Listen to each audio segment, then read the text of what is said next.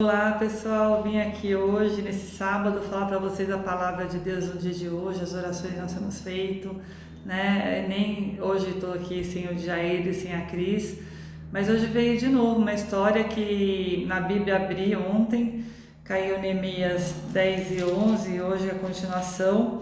Então aqui tá, ó, Neemias, né, 12, para quem quiser acompanhar na Bíblia, o que caiu. Aí, como são várias pessoas e vários nomes que muitas vezes você abre a Bíblia e você não consegue entender, né? Então eu fiz um resumo aqui de Neemias para vocês, tá bom? Então, Neemias, quem que era Neemias? Neemias era um copeiro, né, que vivia junto com o rei na Babilônia, né, um rei persa, chamado Artaxerxes, é um nome difícil, né? 465 anos antes de Cristo, ele é do Antigo Testamento, né?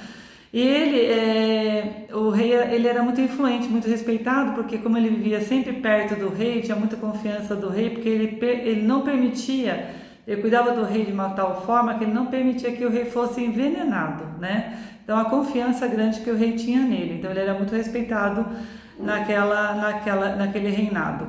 Mas assim, ele ficou sabendo que Jerusalém estava assim totalmente sendo destruído. Jerusalém os muros estavam destruídos, os portões queimados, a cidade estava em decadência. O que ele fez? Ele pediu permissão para o rei e ele se dedicou a ir até Jerusalém a reconstruir os muros. Aqui que fala que é a reconstrução de Jerusalém pelas mãos de Neemias naquela época, né?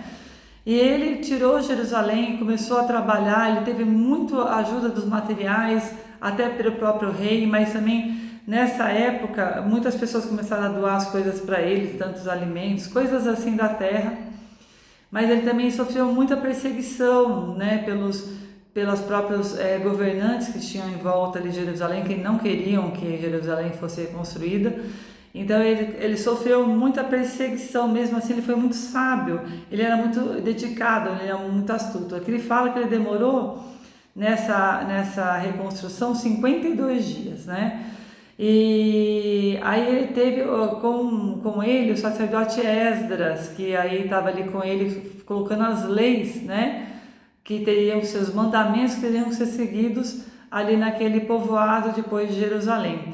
Então Judá estava em decadência, era muita fome, muita miséria, né, enquanto estavam sendo construídos os muros de Jerusalém.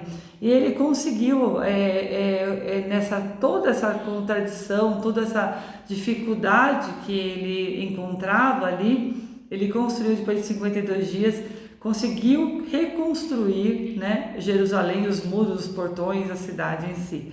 Né? Aí o que o sacerdote Esdras fez?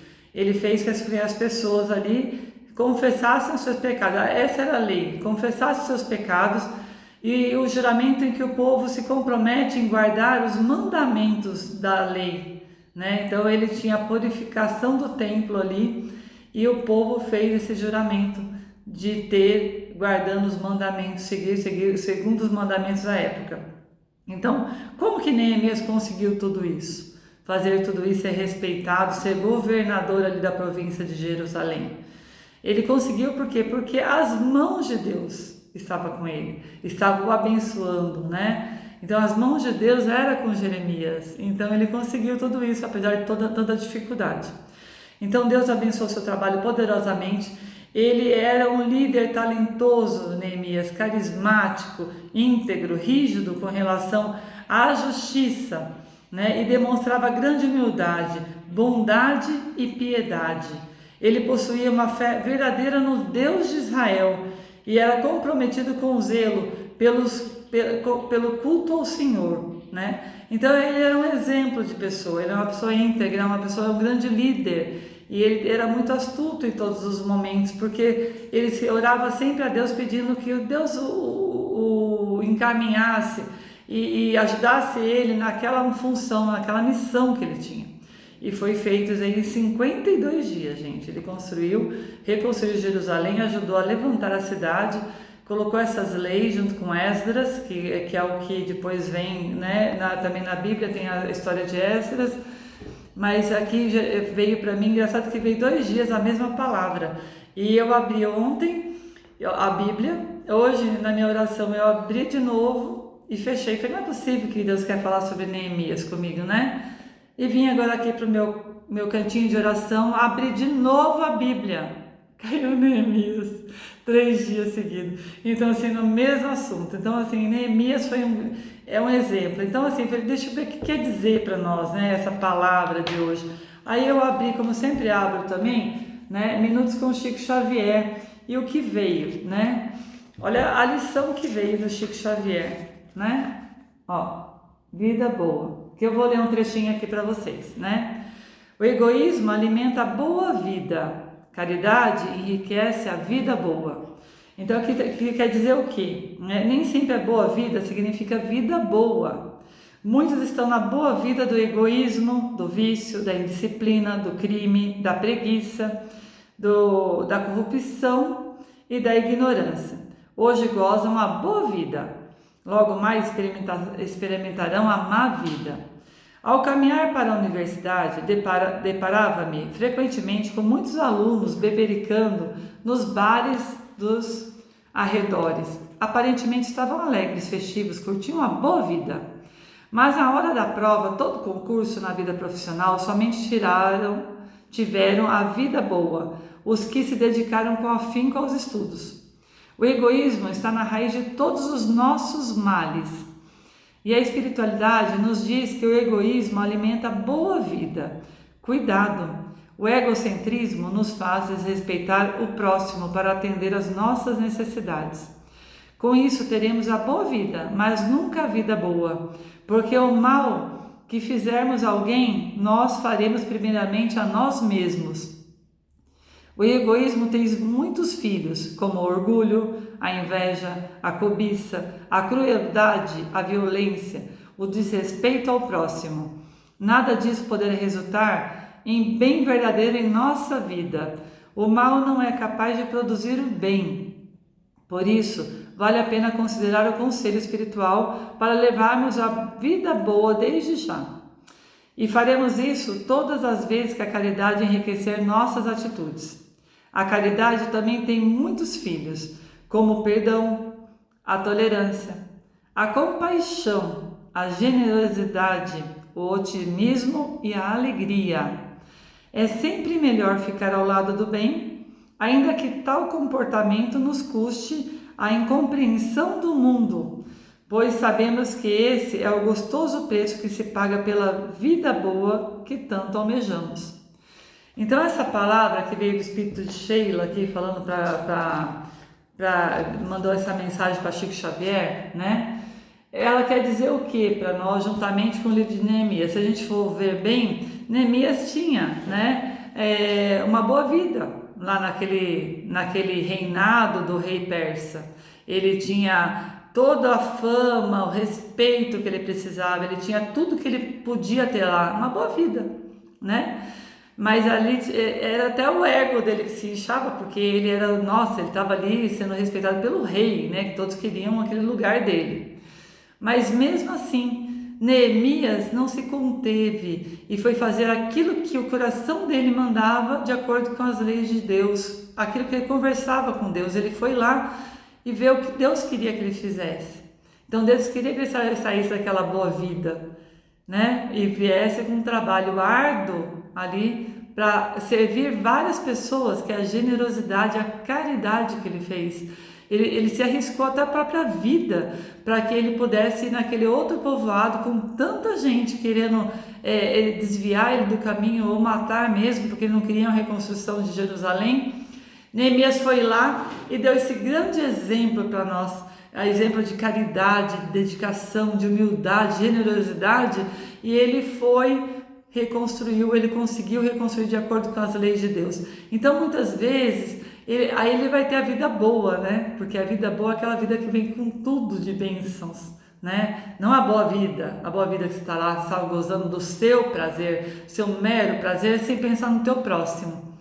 Então essa lição vem para nós aprendermos o quê? Que nós temos que nos dedicar ao próximo, sair do nosso comodismo, sair da nossa boa vida, né? Da nossa casa, do nosso prazer de você ter, eu vou ter um carro melhor, eu vou ter uma casa melhor. Tudo bem, você pode ter, desde que você ajude o seu próximo, desde que você reconheça a situação que as pessoas estão passando nesse mundo e que elas estão precisando da sua mão, da sua ajuda agora, não é depois, entendeu? Os médicos na sua medicina que possam ajudar as pessoas que estão doentes, as pessoas aí, os governantes pensando no bem de todos, com amor ao próximo, com respeito ao próximo.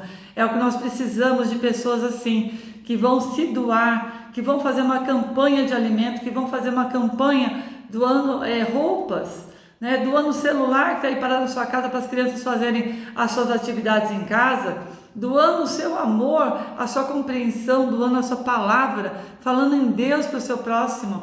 É tanta forma de doação que a gente não precisa falar, doação é dinheiro e você foge disso porque você não quer se comprometer, né? Então muitas vezes saia da sua boa vida aí e venha para a vida de que Deus está te intuindo, que Deus está te levando, que você vai alegrar ao nosso Pai maior, nosso Deus que deu a sua vida por nós como prova de grande amor, que saiu da boa vida que ele podia ter tido aqui na terra e ele foi, né, se dedicado a todos nós, dando o melhor que ele pôde dar para toda essa terra, que olha quantos mil anos que vem se falando em Deus. Vocês sabiam que o cristianismo foi perseguido até 313 anos depois da morte de Jesus Cristo?